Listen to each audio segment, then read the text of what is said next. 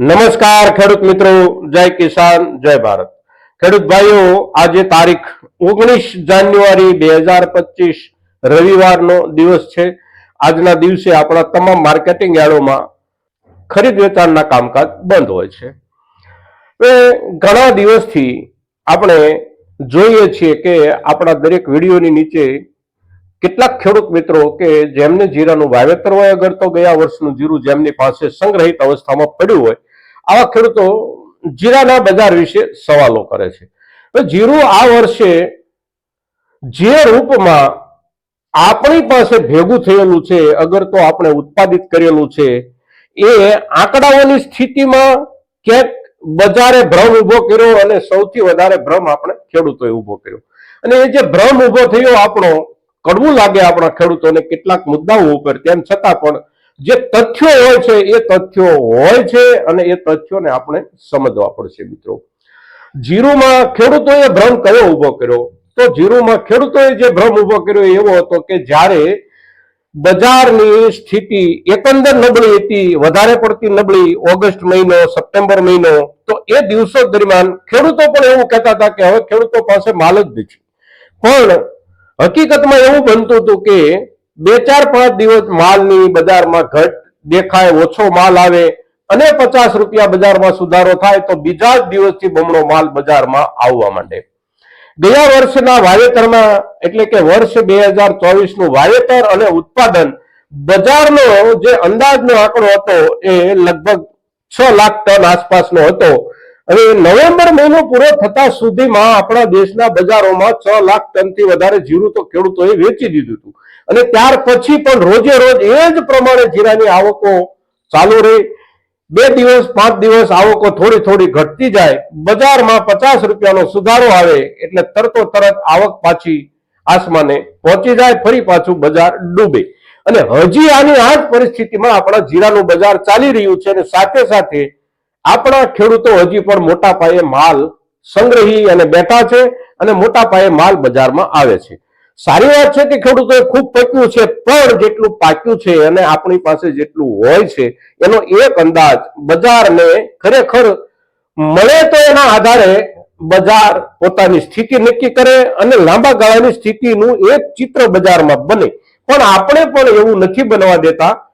ભાવ ઘટે તો માર્કેટમાં જથ્થો એકદમ ઘટી જાય અને થોડો ભાવ વધે તો જરૂરિયાત કરતા 2 ગણો 3 ગણો માલ બજારમાં આપણે ઠાલવી દેતા હોઈએ છીએ। જીરાની આ સ્થિતિ છે અત્યારે। પણ આ સમયમાં, એટલે કે નવેમ્બર, ડિસેમ્બર અને જાન્યુઆરી 3 મહિના દરમિયાન જીરાના પાકની આવકો બજારમાં દર વર્ષે ઘટતી હોય છે અને એ જે ઘટતી આવકો છે એનું કારણ હોય છે ખેડૂતો પાસે માલનો પુરવઠો લગભગ ખૂટી જવામાં હોય અને એના કારણે બજારમાં માલ ઓછો આવતો હોય છે અને ઓછો માલ આવવાના કારણે બજાર આ 3 મહિના દરમિયાન એકંદર સારું રહેતું હોય છે।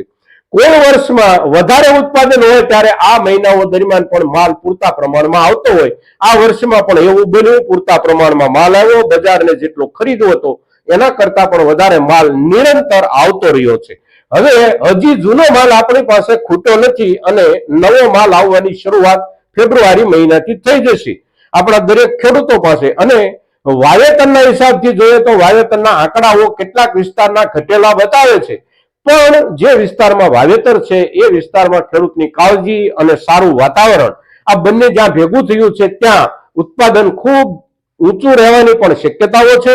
માલ પૂરતા પ્રમાણમાં બજારમાં આવવાનો દેખાશે આવતા વર્ષમાં પણ, આ સિઝનમાં પણ। એટલે બજારમાં જે જૂનો પુરવઠો છે એ જૂનો પુરવઠો પણ નવો માલ આવ્યા પછી પણ લાંબા સમય સુધી ટકી રહે એવું અત્યારે દેખાઈ રહ્યું છે ખેડૂતો તરફથી। જે પ્રમાણે માલ બજારમાં આવી રહ્યો છે એના આધારે ઉપરાંત નવો માલ આવવાની શરૂઆત થશે એટલે નવા માલનું પ્રમાણ પણ ખૂબ મોટું હશે એવું રાજસ્થાનના વાવેતરો અને આપણા ગુજરાતના વાવેતરોની સ્થિતિ પરથી સ્પષ્ટ થઈ રહ્યું છે।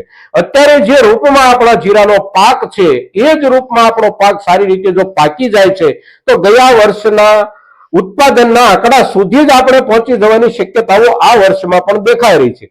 હવે જીરું જે છે એ જીરુના પાકની જરૂરિયાતને આપણે સમજીએ તો માલની જે જરૂરિયાત છે એ જરૂરિયાતના પ્રમાણમાં માલ ગયા વર્ષે પણ આવી ચૂક્યો છે, જરૂરિયાત કરતા વધારે આવી ચૂક્યો છે, અને ગયા વર્ષનો બાકી બચેલો માલ ખેડૂતો પાસે હજી પણ સંગ્રહિત અવસ્થામાં છે અને નવો માલ આવવાની શરૂઆત થઈ જશે. એટલે આગામી સમયમાં કેટલો નવો માલ આવે છે, કેવી ક્વોલિટીનો આવે છે, એના આધારે બજારનો પાયો બંધાશે અને બજારનો પાયો ફેબ્રુઆરી મહિનો પૂરો થવાના દિવસો દરમિયાન નવા વર્ષનો બજારનો પાયો આપણે ગણી શકીએ. એટલે ફેબ્રુઆરી મહિનો પૂરો થતા સુધી બજારના વાતાવરણને, બજારના વલણને જોતું રહેવું પડશે અને ફેબ્રુઆરીના અંતિમ દિવસોમાં બજારની જે કાંઈ સ્થિતિ સ્પષ્ટ થાય એના આધારે આપણે આ સિઝનના પાકેલા માલનો નિકાલ કેવી રીતે કરવો એનો નિર્ણય આપણે દરેક ખેડૂતો આપણા હિસાબથી કરી શકીએ છીએ. મિત્રો, તો જીરુના પાક ઉપર ચર્ચા કરવા માટે અત્યારના સમયે જે કાંઈ મુદ્દાઓ આપણને દેખાઈ રહ્યા છે એ મુદ્દાઓને ધ્યાનમાં લઈને જ્યારે આપણે ચર્ચા કરીએ છીએ ત્યારે આપણી આ જીરા સંબંધિત ચર્ચા મહત્તમ ખેડૂતો સુધી પહોંચે એવા આપ સૌના તરફથી પ્રયાસો થાય એવી અપેક્ષા સાથે જય કિસાન, જય ભારત.